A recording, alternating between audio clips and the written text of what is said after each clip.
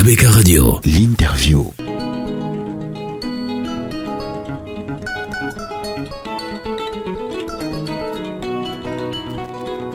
Le docteur Yambé Timba, je vous le disais, est avec nous ce matin. Docteur Yambé Timba, bonjour, bienvenue. Bonjour mon frère et bonjour à Bonjour docteur. Alors docteur Yambé, vous avez été par mon et par vos séjours derniers. C'était pour la bonne cause, hein, et je vous présente mes plus plates excuses pour n'avoir pas été là tous les jours à ce séminaire de la plus grande importance qui a été étalé sur 3 jours, on va dire. Oui, absolument. 3 longues journées, mais 3 journées productives. Et je peux vous assurer que ces journées ce qui va en ressortir, qu'on le veuille ou pas, selon le slogan de Kepler, oui, ça va transformer l'Afrique de demain. Ça va nous donner les bases de notre projection future. Parce que telle était la discussion, tel était le thème, qui était la synthèse critique des concepts de panafricanisme, kémitisme et ancestralité africaine, et l'urgence d'un hommage à nos ancêtres comme préalable épistémologique et anthropologique à la transformation sociale et politique de l'Afrique et du monde noir. C'est ça. Nous avons eu droit à 7 leçons de très très haut niveau par des enseignants de rang magistral des universités du Cameroun, parmi lesquels le professeur Pondi Jean-Emmanuel, le professeur Mathias Ounangini, le professeur Sortacha, le professeur Bingono, le professeur Samen Bongo qui a clôturé, le professeur Umdigi qui a fait la leçon inaugurale, c'est vrai que c'est l'un de nos meilleurs égyptologues. C'était magnifique. Et nous avons eu 10 panels de 3 à 4 orateurs qui se sont succédés et qui ont discuter de long en large de l'Afrique sur les questions scientifiques, les questions de la langue, la notion d'africanophonie qui avait été introduite par le professeur Umdigi lors de la leçon inaugurale, c'est-à-dire l'Afrique doit avoir une langue commune qui nous permette en fait de juguler les divergences ethno-tribales, la question de comment réapproprier la science et la technologie, comment construire la puissance. On a parlé de tout. Que devons-nous entendre aujourd'hui devons-nous entendre aujourd'hui par panafricanisme, par kémitisme? Quelle est la place de l'ancestralité dans le développement de l'Afrique? L'ancestralité ici se référant essentiellement aux savoirs ancestraux, aux droits ancestraux, à tout le corpus scientifique élaboré par nos ancêtres et comment le restaurer pour qu'il serve de base à notre projection future qui nous permettrait de construire définitivement notre souveraineté, notre liberté, notre indépendance, notre prospérité économique et notre puissance qui ferait que désormais personne ne puisse plus s'attaquer à l'Afrique, ne puisse plus mépriser l'Afrique et que grâce à ça, nous construisions l'État. L'État, c'est-à-dire ce qui protège. Parce que c'est ça que l'État signifie. L'État, c'est ce qui protège. Et ça devrait protéger donc les Africains sur le continent, mais également tous les Africains dans le monde. Et nous pensons là aux 800 millions d'Indiens, aux 60 millions d'États-Uniens, aux 120 millions de Brésiliens, etc., aux aborigènes de Néo-Zélande, aux Kanaks de Nouvelle-Calédonie, à tous ceux qui sont dans les Antilles, à tous ceux qui sont en Europe. Ça, on ne le sait pas souvent, mais il y a une souche noire originelle en Grande-Bretagne, par exemple, en Angleterre, par exemple, à tous les Noirs qui sont dans les pays de l'extrême-orient, dans les pays arabo-musulmans, pour que nous puissions les protéger grâce à l'État fédératif du continent noir.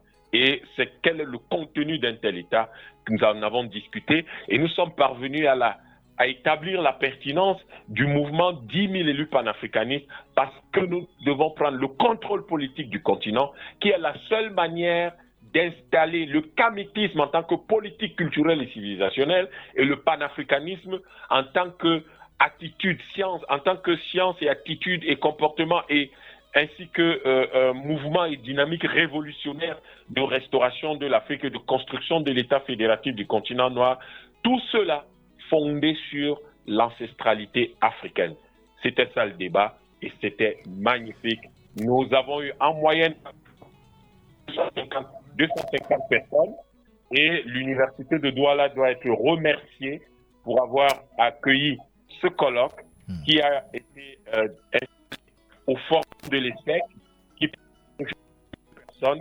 Nous avons eu 250 personnes en moyenne par jour pendant 3 jours et nous étions très heureux avec tous ceux qui sont venus des États-Unis, du Sénégal, de France, de Côte d'Ivoire et de Tchad et de RCA et tous les Camerounais qui étaient là. Ça a été une très belle fête. Ça a été clôturé par l'Association des danseurs du Cameroun qui nous a présenté les danses patrimoniales.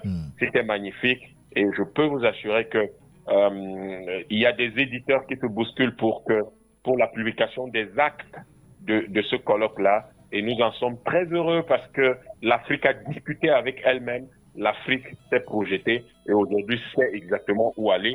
Il faut simplement partager ce savoir avec tous les autres Africains. Et ça s'est fait au Cameroun, messieurs. Et je vous dis félicitations, félicitations de la part des auditeurs parce que vous avez fait œuvre utile à travers ce colloque. Je vous remercie, Dr Yambé Timba. Sortons du global, du panafricanisme pour revenir au Cameroun cette fois-là, parler d'un sujet qui pourrait, selon qu'on est d'un bord ou d'un autre, être important ou moins important. C'est l'affaire Martinez-Zogo, qui, du point de vue de ses confrères, reste importante, mais du point de vue de l'opinion, on parle de liberté provisoire à problème pour deux personnes ou deux personnalités qui étaient impliquées d'une certaine façon, enfin du moins par les soupçons déjà. On parle d'Eko Eko et Amougou Belinga, une liberté provisoire à problème, vous avez dû en entendre parler. Les faits, vous les connaissez. On aimerait savoir quelles pourraient en être les conséquences de votre point de vue. Vous savez très bien ce que je pense de toutes ces choses-là. Pas de l'affaire, mais de la façon de cette gestion-là. Vous savez que mon point de vue, c'est que elle est simplement symptomatique d'une incompétence notoire dans la conduite des affaires de l'État. Nous devons faire très attention lorsque ça atteint la justice. La justice, il est compréhensible que des magistrats se trompent. C'est-à-dire parfois, un verdict de magistrat peut malheureusement être mauvais, c'est-à-dire qu'il peut y avoir une erreur judiciaire, ça peut arriver. Mais lorsque la justice polémique elle-même sur la fausseté ou non d'un document aussi important que la remise en liberté de suspects, de détenus dans le cadre d'une procédure criminelle, c'est extrêmement grave. Parce que si on en arrive à polémiquer sur une telle question, qu'est-ce qui nous garantit que les décisions de justice qui sont supposées être rendues dans le pays et qui conduisent des gens en prison ne sont pas des faux? Est-ce que vous vous rendez compte de la gravité de ce qu'on dit là? Qu'est-ce qui nous garantit que les décisions de justice qui permettent à certains d'occuper des postes qui passent par des institutions juridiques ou judiciaires, qu'est-ce qui nous garantit que ces décisions sont vraies, qu'elles ne sont pas fausses, que ce ne sont pas des faux documents? Qu'est-ce qui nous garantit que des décisions de justice devenues publiques qui privent un certain nombre d'entreprises de leurs actifs ou qui déboutent un certain nombre de personnes qui se plaignent, somme de plaignants, ne sont pas des faux documents? Qu'est-ce qui nous garantit que des jugements d'hérédité, que des documents juridiques émis dans le cadre d'un certain nombre de successions, qu'est-ce qui nous garantit que ce ne sont pas des faux documents? Vous voyez, le problème de fond n'est pas le problème lié à l'affaire. L'affaire, je crois que tous les Camerounais ont pleuré quand ce monsieur Martinez-Zogo a perdu la vie, parce que qu'importe si on le soutenait ou on ne le soutenait pas, qu'importe si on le connaissait ou on ne le connaissait pas, qu'importe si on était d'accord ou pas avec lui, nous avons tous dit personne ne mérite de mourir de cette façon. La seule manière dont quelqu'un doit mourir dans notre pays, c'est de mort naturelle. Il peut arriver qu'il y ait un accident de circulation, qu'il y ait une morsure de serpent, qu'il y ait, je ne sais pas quoi. Ben, ça doit être quelque chose qui doit être naturel. Personne n'a le droit d'ôter la vie à qui que ce soit dans notre pays. Je crois que même les condamnations, les exécutions liées aux condamnations à mort ont été suspendues depuis une éternité parce qu'on estime dans notre pays que l'une des valeurs fondamentales de l'homme noir, de l'homme africain, c'est même pas l'une, c'est la valeur fondamentale, c'est la vie. La triptyque, c'est vie, santé, vie, force, santé. Ça commence par la vie. Nous devons préserver la vie. Et donc, après avoir pleuré ce monsieur, après avoir refusé également cette façon d'ôter la vie aux gens, nous avons dit, tous les Camerounais l'ont dit, que la justice fasse son travail. Ceux qui prenaient position, qui semblaient connaître plein de choses, c'était leur problème. Mais les autres Camerounais lambda, comme vous et moi, nous avons dit que la justice fasse son travail. Et la justice est en train de faire son travail. Bien mal, on le saura au terme de cette procédure. Pour le moment, il ne s'agit pas de dire « elle fait mal, elle fait bien ». Ce n'est pas ça qui rendra justice à M. Zogo. Ce qui rendra justice à M. Zogo et à toutes les victimes de cette tragédie, ce sera de rappeler tout le temps à la justice de faire son travail. Tout son travail, rien que son travail. Et de rassurer cette justice qu'elle a le soutien du peuple parce que la justice est rendue au nom du peuple. Toutes les décisions de justice commencent par cette phrase. Au nom du peuple camerounais. Par cette expression.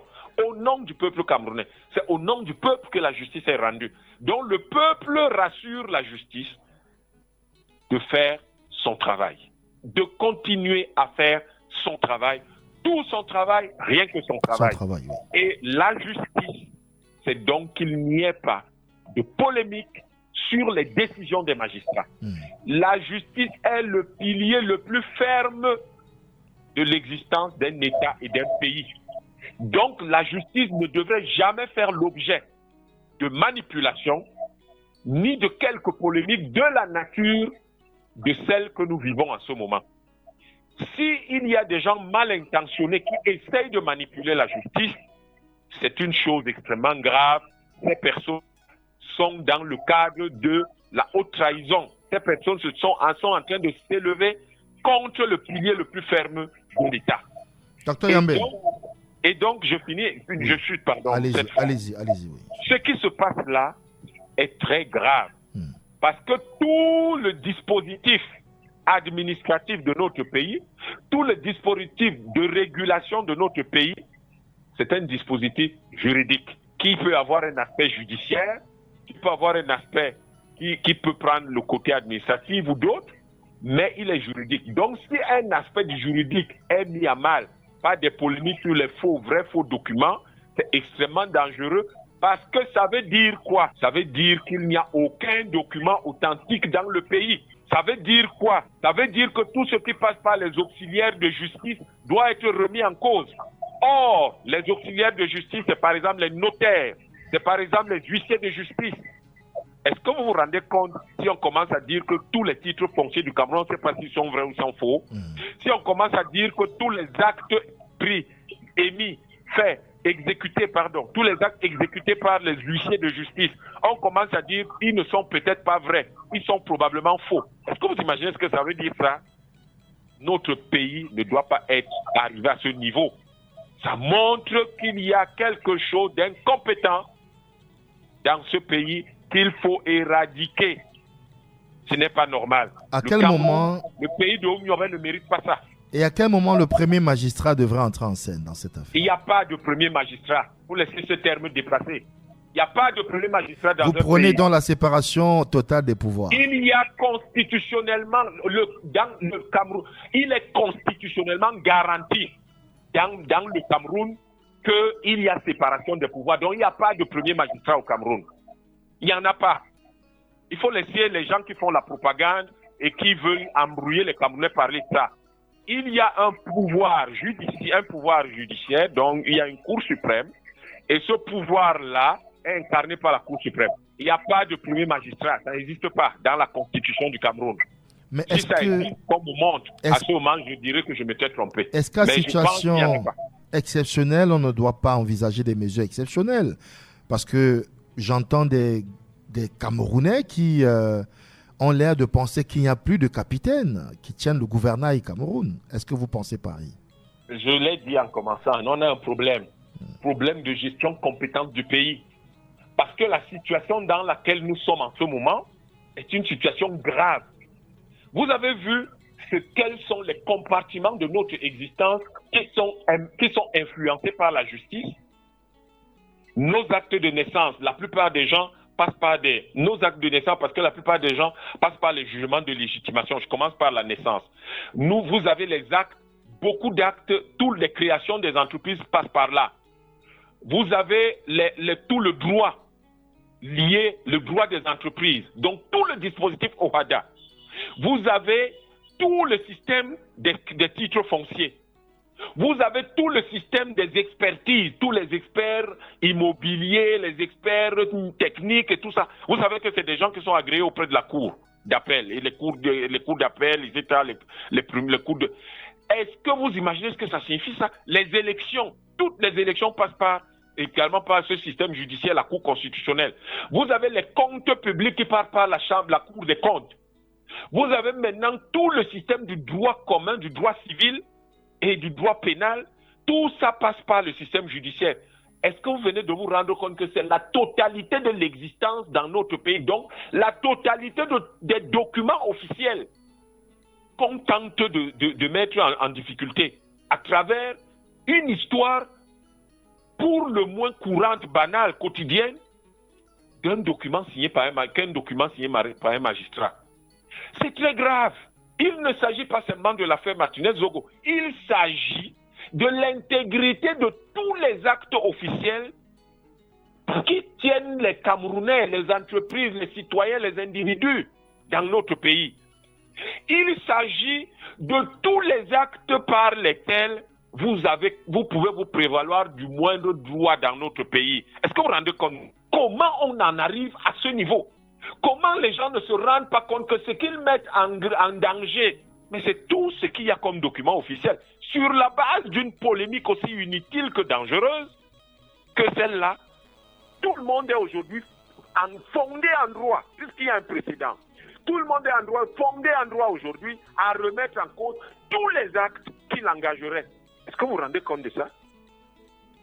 Vous vous rendez compte de ça? C'est-à-dire que tout le monde peut dire aujourd'hui que les documents qui établissent que tel a été élu sont faux. Les documents qui établissent que tel a un titre foncier sont faux. Les décisions qui établissent que qui mènent à l'exécution de telle ou telle chose par une initiative sont faux.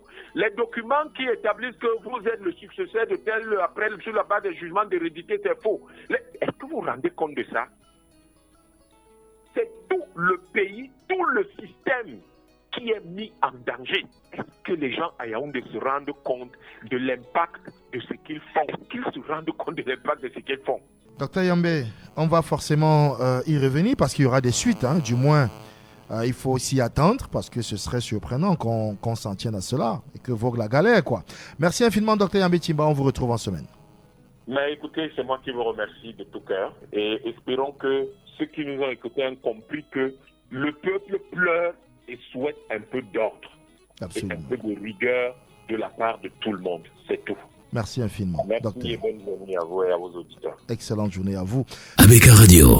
De lundi à vendredi dès 7h. Retrouvez dans le 7-10, 7h-10h. ABK Matin, premier sur le matin. Les invités consultants de classe exceptionnels.